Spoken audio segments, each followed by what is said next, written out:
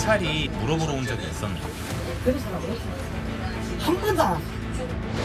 경찰이 막 집문 두드리면서 그건 못 봤어. 경찰서는 못 봤어. 똑같아.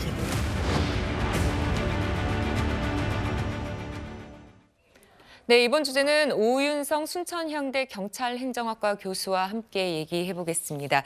자, 그제 한 빌라에서 시신으로 발견된 두 남녀가 있었는데 여성에게서 좀 특이할 만한 점이 발견됐다면서요? 예, 그렇습니다. 28일 오후 8시 55분인데요. 네. 강북구 미아동 한 빌라에서 40대 남녀가 숨진 채 발견이 됐습니다. 그런데 이제 발견 당시에 이 여성 A씨 같은 경우는 양손이 청테이프로 결박당하고 네. 얼굴에 어떤 좀 손상이 있었고요. 다리에 흉기에 찔린 그 상처가 발견이 돼서 좀 이게 특이한 모습으로 사망이 돼 있었고, 같이 사망을 했던 바로 이 그 40대 남성 같은 경우는 별다른 외상 없이 사망을 해 있었는데, 두 사람은 지금 밝혀진 바로는 가족 관계는 아닌 것으로 밝혀져서 예. 경찰은 이제 사건 경위를 파악을 하기 위해서 휴대전화 분석이라든가 주변인 조사 이러한 것을 통해서 지금 수사를 진행해 나가고 있는 상황입니다. 네, 그런데 이들이 숨진 채 발견되기 17시간 전에 40대 여성의 신고가 있었습니다. 그러니까 혹시라도 범죄 가능성을 예상해 볼 수 있는 게 아닐까요, 박 의원님? 네. 이게 이제 정말 그 이번 사건의 또 핵심 중에 한 부분인데, 무려 예. 17시간 전인데 새벽 3시 39분이라고 하면 네. 거의 뭐 심야잖아요. 예. 동트기 전인데 이 시간에 112가 왔다는 겁니다. 왜?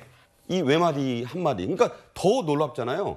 네. 그래서 이제 경찰에서는 코드 1, 그야말로 뭐 최고 등급의 그 경계 이 신호를 접수하고 네. 바로 이제 출동을 했다고 주장을 합니다. 그래서 이제 휴대전화 위치 추적을 했는데 안타깝게도 그런 분들이 많아요. 이 실제 자기가 사는 곳하고 네. 휴대전화 요금 청구가 되는 주소가 다른 분들이 있습니다. 이게 뭐 일부러 그러는 게 아니고 하다 보면 이사를 자주 할 수도 있고, 그래서 거기로 출동했는데 또 거기가 아닌 거죠. 네. 그래서 위치 파악이 또 안 돼가지고 끝내 이 여성의 신고에 대해서 경찰이 출동해서 그 여성의 위치를 파악을 못했기 때문에 발견하지 못했던 거예요.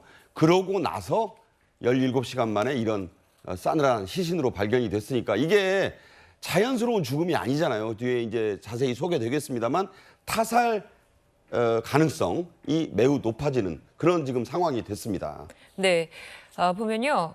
코드 1을 발령한 경찰도 긴급 상황이라고 판단을 한 것 같은데요. 근데 정작 출동한 경찰의 모습에 긴박감은 보이지 않습니다. 당시 영상 좀 보시죠. 영상을 보시면요. 신고 9분 뒤에 주택가 골목에 순찰차 2대가 진입을 했습니다. 저렇게 한 대 지나가고 나머지 한 대가 나왔는데요. 순찰차 한 대는 바로 돌아갔고 남은 한 대의 순찰차에서는 4분이 지난 후에야 경찰 한 명이 운전석에서 내렸습니다. 지금 보이시죠? 그리고 건물로 다가가더니 바지에 손을 넣고 담배를 피우기 시작하는데 조수석에서 나온 경찰 역시 몸을 이리저리 비틀면서 스트레칭을 하고 있습니다. 그리고 두 사람 그대로 다시 차에 탔고 현장에서 18분 만에 저렇게 철수하는 모습이 잡혔습니다. 오윤성 교수님 보면요. 경찰의 대응이 참 아쉽습니다. 왜 현장에서 더 찾아보거나 하지 않고 저렇게 서 있다가 떠났을까요? 그리고 이제 또 하나 아까 안타까운 것이 바로 네. 저쪽 자리가 이번에 이제 그 두 사람의 시신이 발견된 바로 거기하고 직선거리를 한 40m 정도밖에 떨어지지 그것밖에 안 않는 되네요. 곳이다라고 얘기를 합니다. 네. 지금 이제 그 공개된 그 CCTV를 보게 되면 분주하게 좀 급박하게 수색을 하는 그런 모습보다는 뭔가 담배를 피우거나 뭐 스트레칭을 하거나 좀 상당히 여유 있게 보이죠. 예. 그래서 이제 지금 경찰에서는 뭐라고 해명을 하고 있냐면 이 새벽 시간이기 때문에 긴장도 피로도가 쌓여서 좀 스트레칭을 했을 뿐이다, 이렇게 이제 얘기를 하고 있고요. 실제로 이제 그 저 차 바로 전에 또 한 대가 있었었는데 바로 떠나버렸거든요. 네. 그런데 이제 거기에 대한 해명은 차량 창문을 열고 피해를 호소하는 그 소리를 듣기 위해서 다녔다, 이렇게 얘기를 갖다 하는데, 네. 글쎄요, 그런 어떤 해명에도 불구하고 코드 1에 걸맞는 그러한 그 경찰관들의 그 모습을 우리가 좀 발견하기가 어렵다는 것이 좀 안타깝습니다. 네. 그리고 처음부터 이제 피해자의 정확한 주소를 찾아가기가 어려웠다 이런 얘기가 나오고 있는데 그거는 왜였을까요, 박상규 의원님?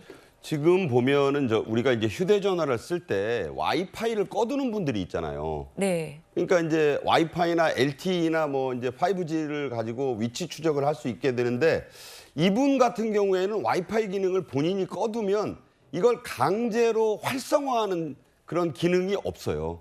그러니까 이거를 이 법적으로 좀 가능하게 해놓으면 저런 범죄 사건이 터졌을 때 그 와이파이를 강제로 활성화할 수 있게 돼야 되는데 그 자체가 불가능한 기기였다는 겁니다. 기계 자체가. 이제 그게 좀 그 업데이트가 되는 기기여야 되는데 그런 부분이 있어서 안타깝게도 이제 그 위치를 확보하는 데 있어서 가장 정확도가 낮다라고 하는 통신사 기지국 위치값만 확보가 됐다는 거예요. 그러니까 네. 이분이 어디에 있는지를 강제로 경찰이 알아서 갔더라면 좋았을 텐데 자 이런 점이 좀 대단히 아쉽고 기지국은 굉장히 범위가 넓잖아요. 네. 그러니까 특정할 수 없었다. 이런 대목도 역시 아쉽게 지적이 되고 있습니다. 앞으로 법제화라든가 이 통신사와 경찰의 협력을 통해서 이런 부분을 보강하는 조치가 좀 이루어지는 계기가 돼야 하지 않을까 싶습니다. 네, 오윤석 교수님 지금 박상규 의원께서도 말씀하셨지만은 좀 이 기지국으로 특정할 수밖에 없는 그런 상황이었지만 그래도 좀 더 적극적인 현장 조치가 필요하지 않았을까요? 글쎄요, 이제 지금 아마 그 오전 5시가 그 업무 인수인계하는 그런 시간인 것 같아요. 네. 그래서 이제 그 현장 출동을 했던 그 경찰들이 다음 팀에 업무 인수인계를 오전 5시에 했는데 그 당시에 이제 그 신고가 접수되기 전까지 적혀 있는 내용은 신고자에게 수차례 전화를 했으나 전화가 꺼져 있다라고 하는 요것이 하나 딱 남아 있고요.